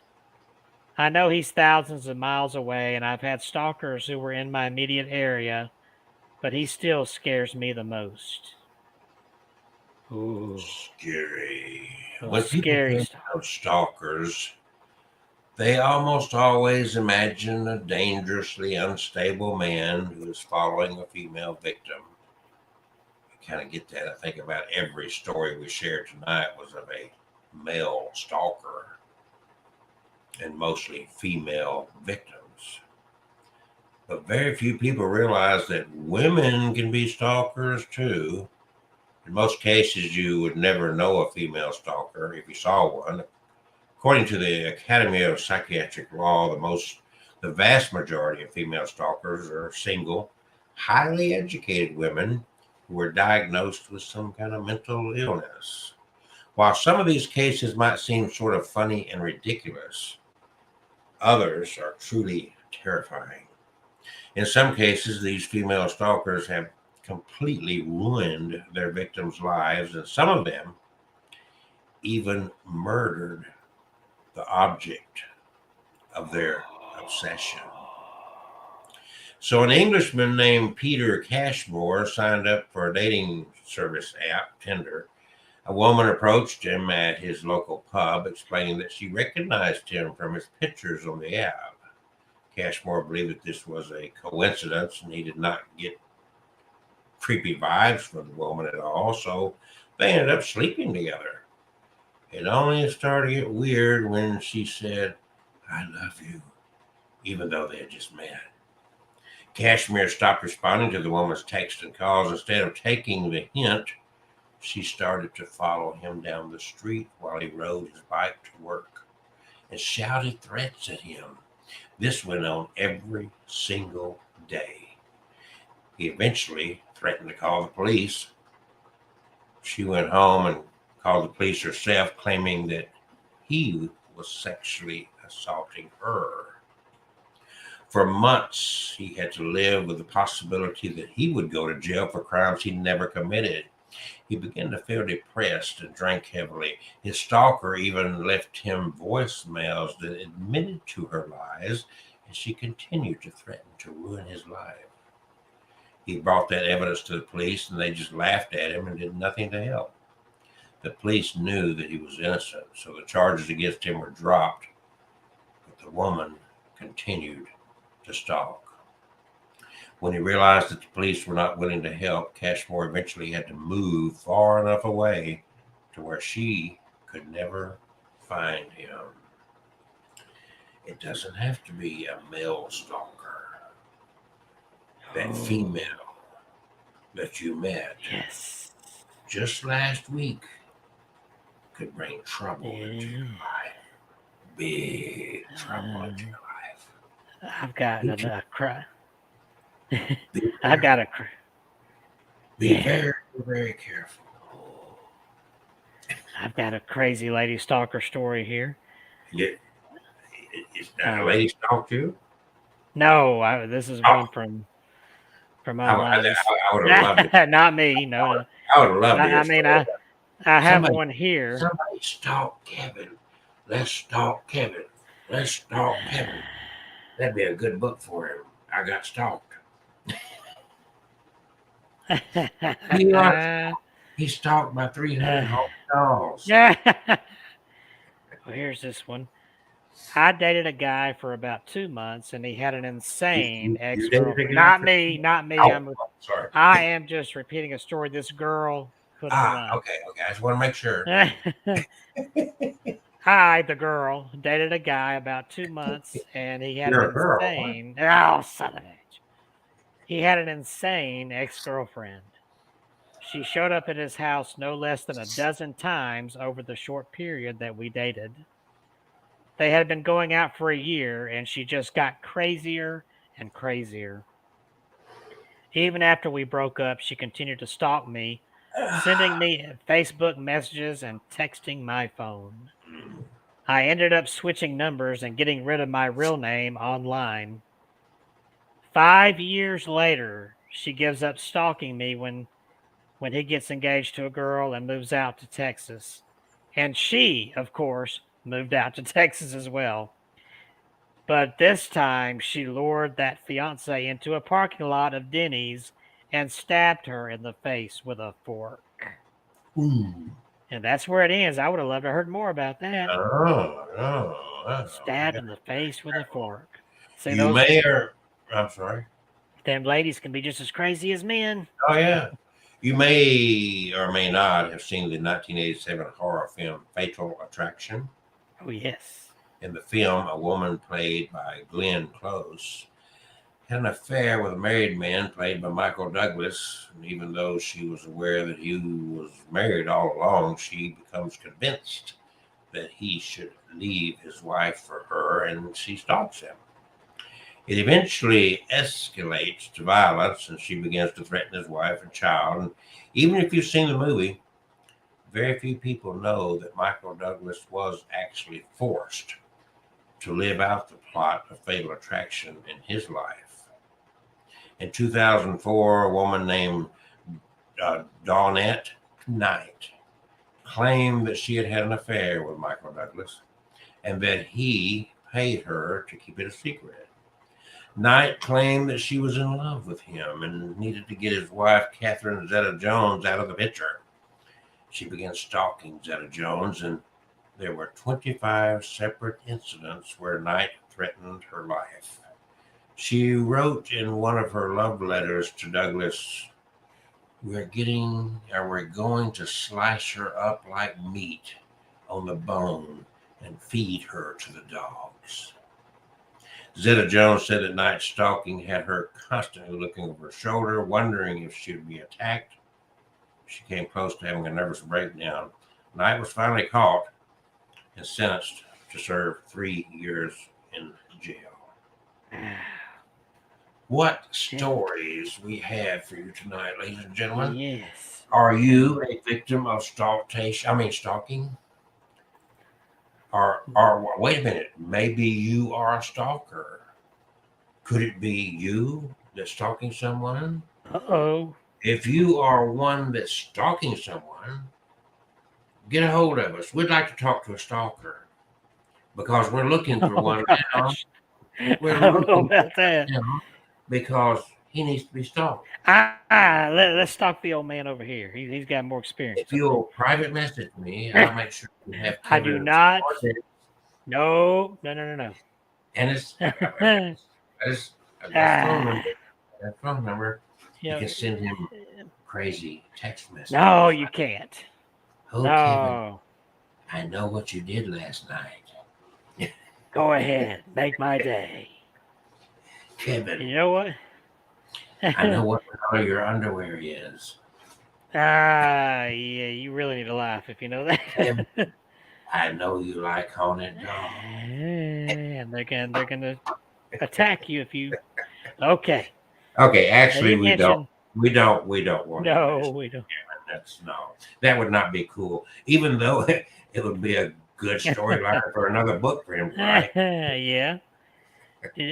One of my favorite movies, Clint Eastwood's first movie, was a stalker movie, Play Misty for Me. Oh, yes, that's going back before you were born. And I've watched it several times where he plays a What DJ year did that come out? In the 70s? 1971, I believe. Yeah, I thought so. You And weren't it even was thought of. it You was were the not first, even a seed in your dad's sperm. but it was the first movie Clint Eastwood directed. And he plays a disc jockey who keeps getting phone calls every night by a woman saying, "Play Misty for me." Yes. And then she shows up at the bar that he frequents and she starts following him and Oh, yes. insisting on a romantic relationship. Consisting. And it gets violent. Insisting on it. And it gets very violent. His housekeeper gets stabbed and just so forth. And yeah, we got. Go ahead. I'm sorry. I was just gonna say the writer based this on a true story. She knew a woman who did this to a guy, showed up at his bar, followed him home, all that good stuff. So, but I thought I'd throw that out there. Good movie. Follow Kevin. Don't follow me. Play Misty for him. Yeah, right there. All right, listen. Daniel Broderick was a successful lawyer, and when he started having issues in his marriage, he began having an affair with his office assistant. When his wife Betty found out, they filed for divorce, and she tried to make his life a living hell. Betty spray painted the inside of the house to make it incredibly difficult to sell. And when Daniel moved to a new home, Betty rammed her car into his front door. This is a true story, by the way. Instead of signing the divorce documents, she would write God in the place where Daniel's name should be, and told her children on multiple occasions that she would kill their father. Clearly, Betty Broderick was showing signs of unstable behavior. So it's fairly easy for Daniel to get full custody of the children in 1985. I remember this. 4 years later, Betty continued to stalk and harass Daniel. She left threatening voicemails, especially when he got married. In 1989, Daniel finally served Betty legal papers to make her stop the harassment. But she stole her daughter's key to Daniel's house and left herself inside. Then she shot and killed Dan and his new wife while they were lying in bed. I remember Long before Jeff Goldblum memes existed on the internet, there was at least one fan that was willing to go to the distance with her obsession in real life. In 2001, a woman named Linda Ransom attended an acting class taught by Goldblum. She followed him home so she could figure out where he lived. When she tried to break into his house, one of Goldblum's security guards had to detain Ransom. That changed her from a stalker with a crush to one who was hell-bent on revenge. So, Kevin, you better put that little orange gun away. For over 2 years, Linda Random would show up to Jeff Goldblum's house to scream at the property with threats. So in 2012, Goldblum finally had enough. He filed a restraining order against her. She was 49 years old at the time, and she had to represent herself in court because every single lawyer in Los Angeles refused to take her case. During the court proceedings, she would not stop yelling at everyone. When the judge asked her why she wouldn't leave Goldblum alone, she said, "Mr. Goldblum is being harassed because the legal system is negligently violating my rights." Well, needless to say, the judge granted the restraining order, and there's no more said about that story. We're closing in on the final moments of tonight's show. Kevin has an eerie little picture. Oh, it's gone. Oh, there you go. Eerie little picture. That was the female stalker there. But it would be nice to know if anybody's been stalked out there, and if anybody does want to stalk Kevin, let me know. No. I'll make sure you have all his contact information, even though he's easy to find. He's not well hidden at all. I'll tell you something. I got a lot of scary protection here. You don't want to come across. Dogs. Stalk my dog. They're going to stalk you. You stalk me, they stalk you. I'm a stalker. So Kevin, you never had anybody stalk you. As famous as you are, Not that I know. Well, you go there around was signing books. there was this one time when I was at their event down in downtown Birmingham. That what's it called? Not the Magic City Con, but the other one. The one And at the this hotel, Galleria. no, that was Magic City. This one was a different one. I can't remember the name. Comic-Con. Oh, you It did was one. at Oh, yeah. that was at the Civic Center. BGCC. And this strange looking character kept walking by and looking in, walking by. She came up, kept looking at my books, kept talking to my dolls, and she kept coming by. I thought, man, have I got me a stalker now? And she finally came over there to the table and just flopped down the chair next to me and scared me to death. And she said, "Hey, my name's Catherine Marie, and my friend Kelsey, and I would love to." I'm just kidding. That's probably a true story. She ain't on here to appreciate that. That's probably a true story. Yeah. Well, anybody has any stalking stories, and like I said, if you want to be a stalker, there'll be Kevin's stalker training seminars coming out in July, where you can be trained to be an effective stalker. Guaranteed to screw up your life and send you to prison, but you can have fun getting there. Call 888 Learn to Be a Stalker. Extension 13. And you too can be an idiot. You too can be an idiot. Would you like to be an idiot? We will teach you how to be an idiot. Abnormal, Alabama. We're doing seminars starting July 1st on how to be an idiot. Believe me, Kevin and I have perfected that routine. Perfecto. Absolutely. We're on top of that crap. Don't forget, folks, Kevin has a 14th book out now, and he has one that's going to be in hardback form. It's not out yet, but keep in mind that if you get one, that'll be his first hardback book. Yeah. He's a very prolific author right here in Central Alabama. Keep in mind that one day Kevin is going to die. At that moment, you'll wish that you had a copy of all his books, because there's nothing that makes things appreciate and value more than the death of the author. I guarantee you, once he's dead, he's not going to write any new books. Well, I don't know with Kevin. He might be sending them from hell. Yeah, I have heard of ghostwriters, so maybe he'll publish them from it's called Hell Publishing Company. Beyond Publishing. Beyond the NDE Publishing Company. It looks like a gamer's chair. A gamer's chair, yeah. Well, it was listed as an office/gamer's chair. So, but it's comfy. Did you find it on Amazon, or where'd you find it? Yeah, it was on Amazon.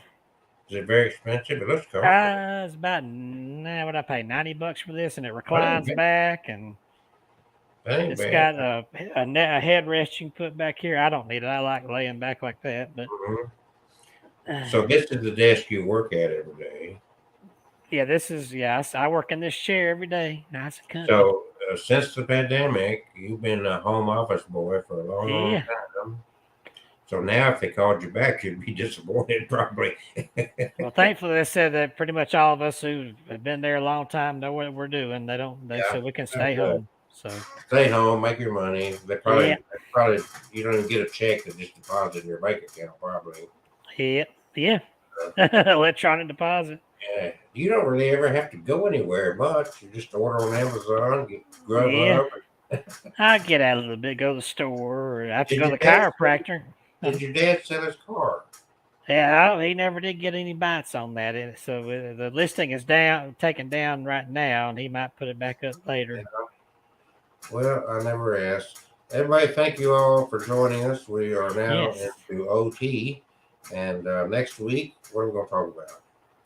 I don't know. I was just thinking about that. I started thinking a few minutes ago about what about nightmares, or did we ever talk about that paralysis thing? I think we did. Sleep paralysis. Yeah. I thought about something the other day, and now I'm tired. I can't think of it. Because, we've covered a lot of territory in a little over 3 years now. Yeah. So, but even if we got repetitious a little bit, it wouldn't hurt anything. Yeah. Anyway, we are already coming up on the very middle of March 22. Yep. And so we are just trucking right along here. And you can tell that Kevin and I, we're just losing weight. Just amazing how much weight we've lost just sitting here talking about it. Hey. There we go. Look at that. We can do what all the girls do now. We can do the fish dip thing. Or Fish kid. Catfish. That's what the catfish. catfish, selfie time. Okay. Well, folks, never know what we're going to come up with next week, but I guarantee you one thing: it's going to be fun and it's going to be abnormal. Yes, abnormal. So, all that said, peace and love. Peace. From the best two guys in Alabama. Yes. Well, at least I'm the best. But good night. Good.